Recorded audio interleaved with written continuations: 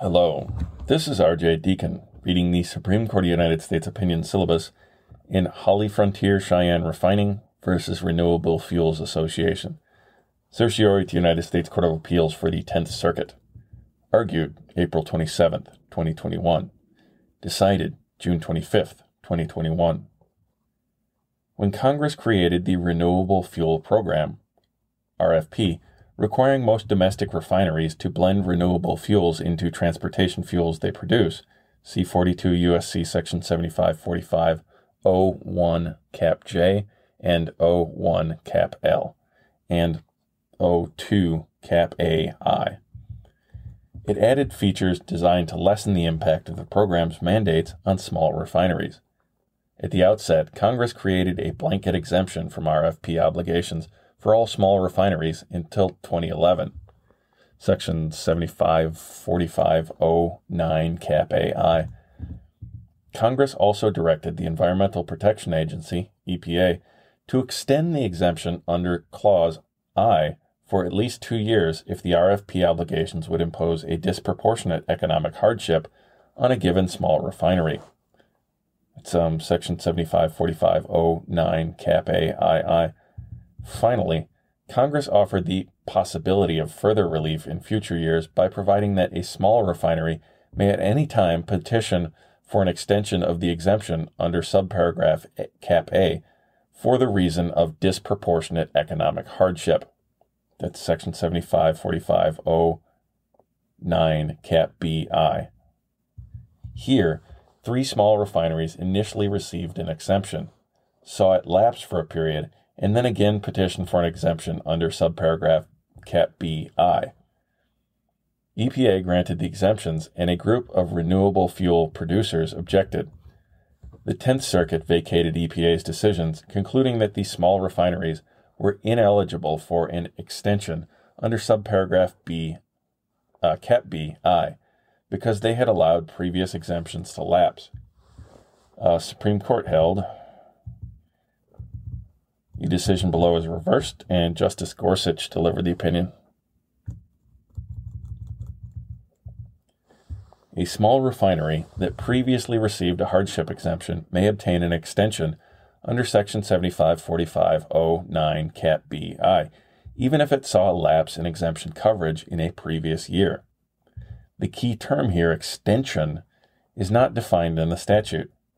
Sometimes it can refer to an increase in time. That's from the Oxford English Dictionary. Other times, it can refer to the act of offering or making something available, such as the granting of a benefit. Same. Here, 3 textual clues show paragraph Cap BI uses extension in its temporal sense. First, subparagraph Cap AI's initial exemption is described temporarily as lasting until the calendar year 2011. Second, subparagraph Cap AII's exemptions is also described temporarily, authorizing EPA to extend the exemption under cause, that's I, for a period of not less than 2 years. Finally, subparagraphs Cap AII and Cap BI share an identical title, except extension of exemption, underscoring the likelihood that the 2 neighboring provisions use the term extension in one consistent sense. Subparagraph Cap BI's temporal use of extension, however, does not require unbroken continuity. The 10th Circuit erred by imposing such a requirement here and concluding that the small refinery is permanently ineligible for an extension once an exemption lapses. The plain meaning of extension does not require unbroken continuity. Dictionary definitions contemplate the possibility of resumption after an interruption. Federal rules permit litigants to seek and courts to grant an extension of time even after a lapse. See 28 U.S.C. Section 2107C, Federal Rule of Civil Procedure 6B1. And recent federal statutes provide an extension of benefits that previously expired months or even years earlier. See Public Law 116-260, Section 203, and several others. A different statutory context might make for a different outcome. For example, where Congress uses modifying language requiring an extension to be consecutive or successive, see, for example, 8 U.S.C. Section 1184G 8 Cap D. But the statutory context here confirms the best reading of subparagraph B.I. does not require unbroken continuity. The absence of any consecutive or successive language suggests exemptions need not follow one another without interruption. By authorizing small refineries to seek a hardship exemption at any time, subparagraph Cap B.I.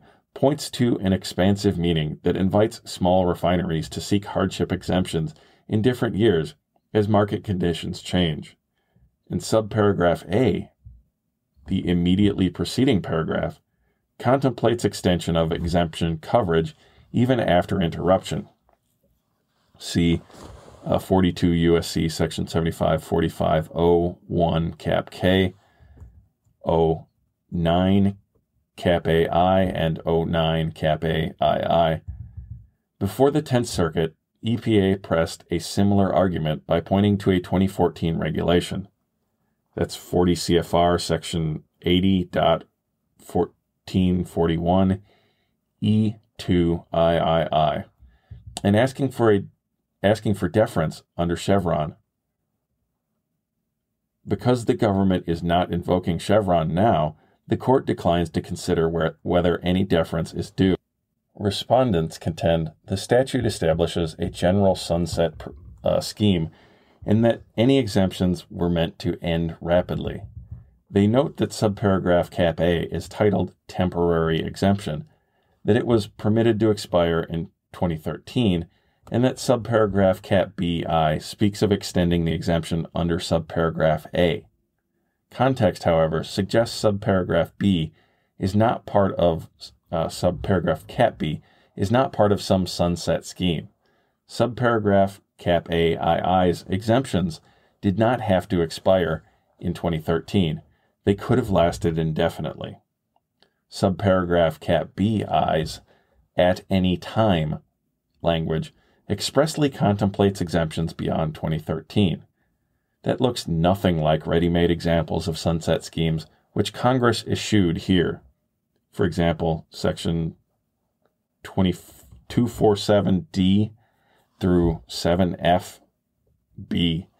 Finally, even on respondents' reading, a small refinery with an unbroken record of failing to comply with the RFP may continue to seek and obtain extensions forever. In an appeal to public policy, respondents argue that subparagraph Cap B was adopted to funnel small refineries towards compliance over time, and that enforcing a continuity requirement helps advance that goal. Consistent with that view, the 10th Circuit concluded the number of small refinery exemptions should have tapered down over time. Petitioners counter that the statute seeks to increase production of renewable fuel while offering an annual safety valve for small refineries. Neither the statute's text, structure, nor history affords sufficient guidance to choose between these competing narratives and metaphors. Instead, the analysis can be guided only by the statute's text, and that nowhere commands a continuity requirement. The decision below is reversed.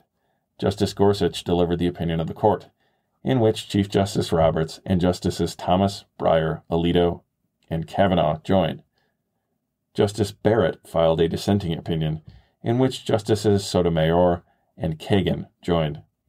Thank you for listening. If you'd like to support the podcast, you can find a PayPal link in the show notes. If you're interested in agricultural or shale law, and shale law specifically, find the Penn State Shale Law podcast on any podcast source.